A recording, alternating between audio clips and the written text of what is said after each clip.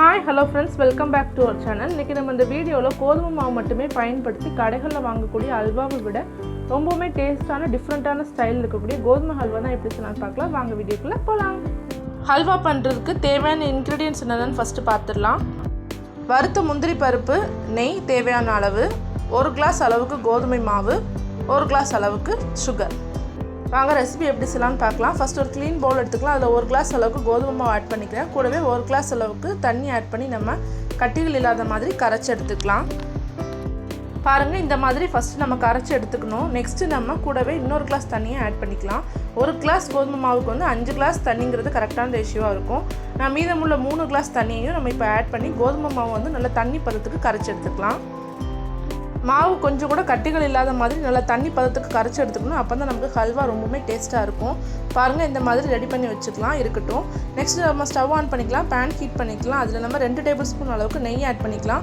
கூடவே வறுத்த முந்திரி பருப்பு தான் நான் ஆட் பண்ணுறேன். ஹல்வாவில் ஆட் பண்ணுறதுக்கப்புறம் நல்லா கிறிஸ்பியாக இருக்கணுங்கிறதுக்காக நான் இன்னொரு டைம் கூட லைட்டாக வறுத்து எடுத்து வச்சுக்கிறேன்.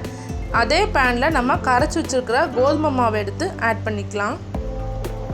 மாவு நம்ம இதில் ஆட் பண்ண உடனே நம்ம கிளறி விட ஸ்டார்ட் பண்ணிடணும். அப்போ தான் அடி பிடிக்காமல் இருக்கும். லோ ஃப்ளேமில் வச்சு தான் நம்ம ஹல்வா வந்து ரெடி பண்ணணும். பாருங்கள், நம்ம கோதுமை மாவை ஆட் பண்ணிவிட்டு ஒரு 5 மினிட்ஸ் கழித்து நமக்கு கோதுமை மாவு இந்த அளவுக்கு வெந்து வரும். பார்த்தாலே தெரியும், நம்ம ஆட் பண்ண தண்ணி மாதிரி இருந்த மாவு கொஞ்சம் கெட்டி பதத்துக்கு வந்திருக்கும். நெக்ஸ்ட்டு நம்ம இந்த ஸ்டேஜில் வந்து சுகர் ஆட் பண்ணிக்கலாம். 1 கிளாஸ் கோதுமை மாவுக்கு 2.5 கிளாஸ் சுகருங்கிறது கரெக்டான ரேஷியோவாக இருக்கும். நான் இதில் 2 கிளாஸ் அளவுக்கு ஃபஸ்ட்டு நம்ம இதில் சுகர் ஆட் பண்ணிக்கலாம். பாருங்கள், நம்ம சுகர் ஆட் பண்ணதுக்கப்புறம் மாவு சுகரும் சேர்ந்து நல்லா மெல்ட் ஆகி வரும். இந்த மாதிரி இருக்கும். பாருங்கள், கண்ணாடி பதத்துக்கு வந்திருக்கும் நம்ம ஆட் பண்ண மாவு. நெக்ஸ்ட்டு நம்ம இதில் 1 பிஞ்ச் அளவுக்கு உப்பு சேர்த்துக்கலாம். இருக்கட்டும். நெக்ஸ்ட்டு நம்ம சுகர் கேரமல் ரெடி பண்ணிக்கலாம். அதுக்கு நான் 1/2 கிளாஸ் அளவுக்கு சுகர் ஆட் பண்ணிவிட்டு லோ ஃப்ளேமில் வச்சு தண்ணி கொஞ்சம் கூட சேர்க்காமல் இந்த மாதிரி சுகர் கேரமல் ரெடி பண்ணி எடுத்துக்கிறேன். சுகர் கேரமலை வந்து நம்ம ரெடி பண்ணி வச்சுருக்க கோதுமை ஹல்வா மேலே ஆட் பண்ணிக்கலாம்.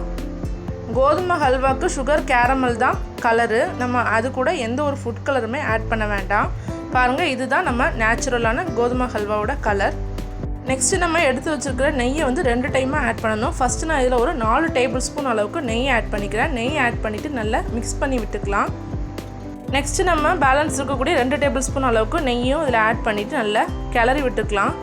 நெய் ஆட் பண்ணதுக்கப்புறமா நமக்கு ஹல்வா நல்லா கொதிச்சு வரும். பாருங்கள், இந்த மாதிரி இருக்கும். ஒரு 5 மினிட்ஸ் அளவுக்கு நம்ம விடாமல் கிளறிட்டே இருந்தோம்னா நமக்கு வந்து ஹல்வா பதம் வரதுக்கு ஸ்டார்ட் ஆயிரும். பாருங்கள், இந்த மாதிரி இருக்கும். இப்போ நமக்கு பேனில் கொஞ்சம் கூட ஒட்டாமல் ஹல்வா நல்லா நெய்யை விட்டு பிரிஞ்சு வந்துட்டுருக்கு. இந்த ஸ்டேஜில் நம்ம வறுத்து வச்சுருக்கிற முந்திரி பருப்பை ஹல்வா கூட ஆட் பண்ணிக்கலாம். ஆட் பண்ணிவிட்டு எல்லா பக்கமும் படுற மாதிரி நல்லா மிக்ஸ் பண்ணி விட்டுக்கலாம். பாருங்கள், இந்த மாதிரி இருக்கணும். நமக்கு இப்போது ஹல்வா பதம் கரெக்டாக வந்துட்டு நம்ம நல்லா கிளறி விட்டுகிட்டே இருக்கணும். ஒரு 5 மினிட்ஸ் மட்டும் நம்ம கிளறி விட்டால் போதும். அவ்வளோதாங்க. நம்ம இப்போது ஸ்டவ் ஆஃப் பண்ணிக்கலாம். நம்ம ரெடி பண்ணி வச்சுருக்கிற ஹல்வா வந்து ஒரு பவுலுக்கு நான் ட்ரான்ஸ்ஃபர் பண்ணிக்கிறேன். பாருங்கள், நம்ம ரெடி பண்ண ஹல்வா கொஞ்சம் கூட பேனில் ஒட்டாமல் நல்லா சூப்பராக கிளாஸியாக வந்திருக்கு. அவ்வளோதாங்க. பார்த்த உடனே சாப்பிடணும்னு தோணக்கூடிய ரொம்பவுமே டேஸ்டான நல்ல சாஃப்டான கோதுமை மாவு ஹல்வா தயார். நீங்களும் இந்த ரெசிபி கண்டிப்பாக ட்ரை பண்ணி பாருங்கள். ரொம்பவுமே டேஸ்ட்டாக நல்ல சாஃப்டாக இருந்துச்சு இந்த ஹல்வா. கிட்ஸ்லாம் ரொம்பவே லைக் பண்ணி சாப்பிடுவாங்க. இந்த வீடியோ உங்களுக்கு பிடிச்சிருந்தா ஒரு லைக் கொடுங்க. உங்கள் ஃப்ரெண்ட்ஸ் அண்ட் ஃபேமிலிக்கு ஷேர் பண்ணுங்கள். நம்ம சேனலை சப்ஸ்கிரைப் பண்ணிக்கோங்க. கூடவே இருக்க பெல் பட்டனையும் கிளிக் பண்ணுங்கள். அப்போ தான் நாங்கள் போட்ட வீடியோஸ் உங்களுக்கு நோட்டிஃபிகேஷனாக வந்துச்சிடும். தேங்க்ஸ் ஃபார் வாட்சிங்.